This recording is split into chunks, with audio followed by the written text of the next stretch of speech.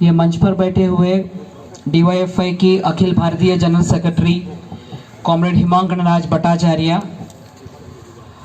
Comrade Ajit Abhyankar, comrade Subhash Shamim, comrade Nandu Hadal इस सभा के अध्यक्ष, कॉमरेड बालाजी कलेतवाड़ और मेरे सभी अन्य साथियों जो मंच पर और मेरे सामने बैठे हैं। मैं 5-10 मिनट में ख़त्म करती हूँ, कोई लंबा भाषण नहीं करेंगे यहाँ। पहले प्रथम मैं महाराष्ट्र डीवाईएफआई के महाराष्ट्र राज्य कमेटी को बधाई देना चाहती हूँ, एक क्रांतिकारी सलाम देना चाहते हैं कि वो इस तरीके का एक कार्यक्रम सोचा और उसको किया भी। 22 तारीख से कई इलाके से, मुंबई से, पालघर से, नासिक में सुरगाना से, डिंडोरी से, अहमदनगर से और बाकी ये पूरे राज्य, सोलापुर से और बाकी सभी पूरे राज्य के लोग जो बाइक में नहीं आ सकता है वो इधर मार्ग से यहाँ तक बारिश में खूब तकलीफ झेलकर जो है घाट चढ़कर यहाँ तक पहुँचा है। फिर से एक बार क्रांतिकारी सलाम। शहीद राजगुरु के जन्म स्थल पर एक कार्यक्रम करते हुए नया राज्य कमेटी जो अपना काम शुरू कर रहा है, जिसकी अधिवेशन अभी अप्रैल महीने में सुरगाना में हुआ था, उसको फिर से एक बार सलाम करते हैं। और जो मांग आपने इस मोर्चे के साथ साथ रखा है वो है रोजगार की मांग, आप लोगों ने इसके साथ जोड़ा है। ये बहुत अहम मांग है। जैसे मेरे पहले बात किया हुआ कॉमरेड अजित अभयंकर ने आपके सामने रखा कि बेरोजगारी एक बहुत बड़ी बीमारी है जरूर, मगर इस बीमारी का हल हो सकता है। उन्होंने कई सारे सुझाव आपके सामने रखे हैं। उस सुझाव के बारे में कॉमरेड हिमांकन राज भट्टाचार्य आपके सामने कुछ बातें रखेंगे, जो जिसकी कुछ पहल जो डीवाईएफआई ने अभी तक किया हुआ है। मैं सिर्फ 2 बात इसमें जोड़ना चाहती हूं और मेरा बात में खत्म करती हूं। एक है पुणे शहर और पुणे जिला, जो एक ऐसी जिला है जहां पे शहीद राजगुरु जैसा क्रांतिकारी है और महात्मा ज्योतिबा फूले हैं, सावित्रीबाई फूले हैं, मतलब फूलेवाड़ा भी पुणे में ही स्थित है और फूलेवाड़ा से भी कई बार डीवाईएफआई ने आंदोलन लिया है। तो ऐसे एक पुरोगामी इतिहास जो है वो पुणे को है। हाल ही में पुणे में से 2-3 घटना जो बाहर आए थे, वो घटना कुछ अच्छा नहीं, मतलब मन को शांति देने वाली घटना नहीं थी। वो रोजगार संबंधित घटना थी। 2021 में इसी जिले का एक लड़का स्वप्निल लोणकर वो आत्महत्या किया क्योंकि उन्हें रोजगार नहीं मिल रहा था।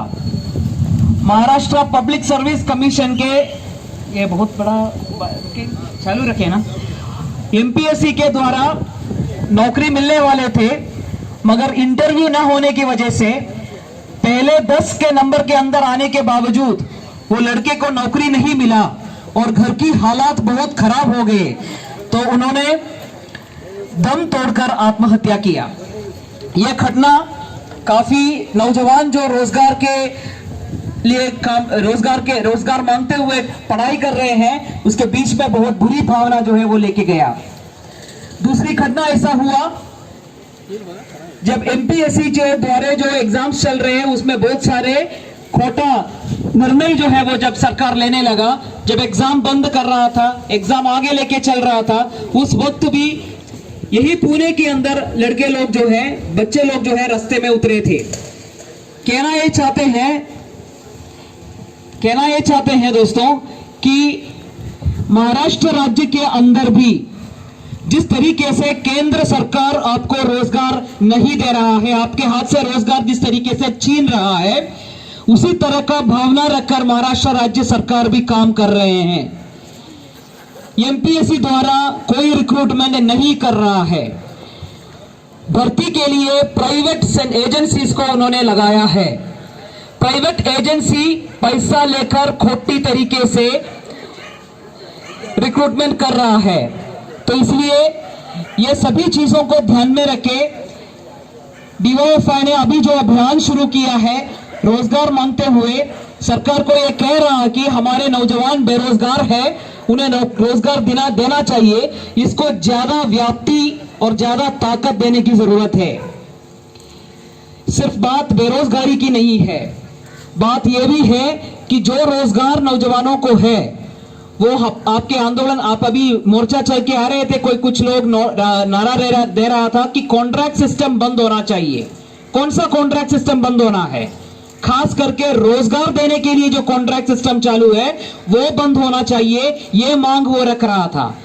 रोजगार देने के लिए अलग अलग नया खून चूसने वाले लोगों को बनाया है, कॉन्ट्रैक्टर्स अलग अलग एरिया में एजेंसीज खोल के रखा है जिनके जरिए रोजगार देता है। आम नौजवानों को लगता है ये तो मसीहा है हमारे लिए, ये तो भगवान है हमारे लिए। मैं जो बेरोजगार हूं, मुझे 12,000 का, 8,000 का, 10,000 का रोजगार ये आदमी दे रहा है, इनकी तरफ से मुझे रोजगार मिल रहे हैं। आप ये समझ लीजिए ये मसीहा नहीं है, ये मच्छर है, डेंगू की मच्छर है जो आपकी पूरा खून चूस रहा है। आप जो रोजगार करते हैं, हर महीने में जो काम करते हैं, उस काम की पगार को भी वो थोड़ा बहुत ले लेते हैं। और ये जो व्यवस्था बनाने की कोशिश सरकार कर रही है वो सिर्फ प्राइवेट कंपनियों में या बैंकों में या एलआईसी में नहीं है, आज जो है वो अपने डिफेंस तक पहुंच गया है। अग्निपथ और कुछ नहीं है, वो एक कॉन्ट्रैक्ट पद्धति है। अब अग्निपथ के जो रिक्रूटमेंट है आज जो सरकार की तरफ से चल रहे हैं, कुछ ही साल आप देख लीजिए, 2 या 3 साल में अग्निपथ के अग्निवीर लोगों को रिक्रूट करने के लिए प्राइवेट एजेंसीज खड़ा हो जाएगा। यहां तक आप ये भी देख लीजिए कि अडानी आर्मी, अंबानी आर्मी, ऐसा अलग अलग प्राइवेट आर्मी भी खड़ा हो जाएगा जिसके जरिए जो है अपनी देश का रक्षा करेंगे। ये बात को आप एकदम ध्यान में डाल दीजिए। ये बात सिर्फ वहां पे भी नहीं रुक रहा है, आज जो है सभी जो बैंकों के अंदर भी परमानेंट रोजगार देना वो बंद कर रहा है। स्टेट बैंक ऑफ इंडिया ने अपनी फाइनेंस मिनिस्ट्री से परमिशन लिया है कि वो आने वाले सालों में परमानेंट रिक्रूटमेंट कम से कम करेगा, खास करके अगले 6 साल तक रिक्रूटमेंट नहीं करेंगे और नौजवानों को 3-3 साल का अप्रेंटिस करके अपॉइंटमेंट देगा। इस बात पे मैं गवाह भी हूं, मुझे मालूम है ये बात। 8,500 लोगों को पिछले साल में उन्होंने लिया है और आने वाले सालों में ये नियम बनाने वाला है क्योंकि उनको राज्य सरकार का परमिशन मिला है। और ये पगार, ये 3 साल काम करने के बाद भी उनका पगार 20,000 से ऊपर नहीं जाएगा। 3 साल के बाद सर्टिफिकेट देगा, निकल जाएगा। बैंक एक ऐसी सेक्टर है जिसके अंदर बहुत सी सुरक्षा लगती है और बैंक ऐसी सेक्टर है जो इज्जत की रोजगार आज तक देते आए हैं नौजवानों को। आज वो सेक्टर भी बंद होने वाला है। तो ये बात को आप ध्यान में रखिए कि आज सबसे बड़ा दिक्कत करके नौजवानों के सामने ये कॉन्ट्रैक्ट पद्धति आया है। जितना बेरोजगार है उतना ही तकलीफ देने वाले चीज है कॉन्ट्रैक्ट सिस्टम में जो रोजगार है वो रोजगार देने के बाद ना नौजवान शादी कर सकता है, ना अलग से एक जिंदगी जी सकता है, क्योंकि 10,000 पगार लेके कोई अपना जिंदगी बना नहीं सकता है। यह स्थिति जो महाराष्ट्र के अंदर ही नहीं पूरे देश के नौजवानों के सामने है और यह कठिन स्थिति है। इसके खिलाफ की आंदोलन को हमें और तेज करने की जरूरत है। आज राजगुरुवाड़ा में आकर, राजगुरु नगर में आकर शहीद राजगुरु के शपथ लेते हुए डीवाईएफआई की ये नौजवान साथी जो भी आए हैं वो ये आज एक शपथ आज हम लेना चाहिए कि आने वाले दिनों में जो ये रोजगार की समस्या हमारे सामने है, यह समस्या के खिलाफ की लड़ाई को हम और तेज करेंगे। और एक बात कहते हुए मैं रुकती हूं। आज यहाँ पे हमारे राज्य के राज्यपाल गवर्नर साहब आए थे और गवर्नर साहब इधर आने की वजह से आम नौजवानों को यहाँ पे आने के रोक टोक किया गया। बोला कि आप लोग यहाँ पे 2 बजे तक मत आना, कोश्यारी साहब यहाँ से जाएगा, उसके बाद आप लोग यहाँ पे आ सकता है। मेरा ये सवाल है, अच्छी बात है कि कोश्यारी जी आया, दिन हमको परमिशन नहीं मिलता था यहाँ पे आने के लिए, क्योंकि ये सभी जो मान्यवर है वो नौजवानों से डरते हैं। इसी राज्य के अपने राज्य के नौजवानों से डरते हैं क्योंकि उन्हें मालूम है रोजगार की नाम लिया तो वो जानते हैं कि बहुत बड़ा गद्दारी नौजवानों के साथ वो कर रहा है। और अपने ही राज्य के नौजवानों के न मिलते हुए अपना कोश्यारी साहब यहां से गया, तिरंगा हर घर में रखने की ऐलान कर रहा था अपने केंद्र प्रधानमंत्री जी। हर घर में तिरंगा रखो तो सब कुछ ठीक हो जाएगा। हर घर तिरंगा, हम तिरंगा का पूरा मान करते हैं, तिरंगा का भी और इस देश के स्वतंत्रता आंदोलन का भी। इसीलिए हमको जो लोग, जो संगठन स्वतंत्रता आंदोलन को माना ही नहीं है, वो आज हमको बोल रहा है कि हर आप घर में तिरंगा रखो तो आप देशभक्त माना जाएगा। चलो ठीक है जी, हमने अपने घर में भी तिरंगा लगा देते हैं, हम अपने संगठन की तरफ से भी तिरंगा लगा देते हैं। आगे क्या हुआ हमें नहीं पता था कि इतना बड़ा साजिश रचाया जा रहा है इस देश के लोगों के बीच में बंटवारा करने के लिए। स्वतंत्रता आंदोलन होने के 75वां स्वतंत्रता दिन होने के कुछ एक महीना पहले उन्होंने मुंबई से एक औरत को अरेस्ट करके लेके गया। उनका नाम है तीस्ता सेतलवाद। आपसे आपका रोजगार छीना जा रहा है और दूसरी तरफ आप लोगों में जो एकता है वो एकता को तोड़ा जा रहा है।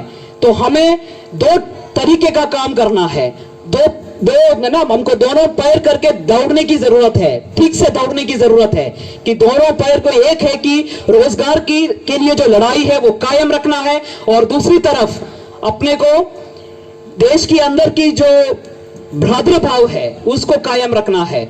जो सेक्युलरिज्म, धर्मनिरपेक्षता है उसको कायम रखने की जरूरत है। इस देश के नौजवान को मुसलमान, ईसाई, जात पात के नाम पर बांटना, ये हम उसके खिलाफ जो है हम डटकर खड़ा रहना है। डीवाईएफआई संगठन उसी काम के लिए आगे और तेजी के साथ आंदोलन करते रहना है। इतना कहते हुए मेरा बात मैं खत्म करती हूं। इंकलाब जिंदाबाद।